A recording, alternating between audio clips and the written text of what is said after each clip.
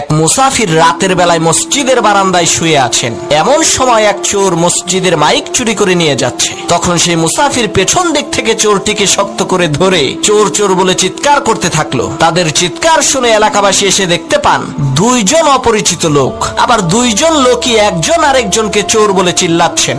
আসলে চোরকে সেটা তো আর এলাকাবাসী জানে না। তখন এলাকাবাসী এই দুইজনকে এলাকার মাতব্বরের কাছে নিয়ে গেল। মাতব্বর বললেন, তোরা দুইজনেই চোর, তোদের শাস্তি হলো সকাল পর্যন্ত তোরা দুইজনে আত্মহত্যায় মারা যাওয়া এই লাশ পাহারা দিবি। আমরা কেউ এই লাশের কাছে থাকবো না। তাদের দুইজনকে লাশের পাশে বেঁধে রাখা হলো। তখন মুসাফির বলছে, আল্লাহ, শেষকালে তুমি আমারে চোর বানাই দিলা। আর সেই চোর বলছে, তুই আমারে ধরলি কেন বল? এই কারণেই তো তুই চোর হইলি। তখন সেই লাশ বলে উঠলো, পাইছি রে পাইছি, আসল চোর রে পাইছি। লাশের কথা শুনে চোর আর মুসাফির প্রচন্ড ভয় পেয়েছে। তখন লাশ বলে উঠলো, আমি মরি নাই, মরার ভান ধরেছিলাম আসল চোরকে ধরার জন্য।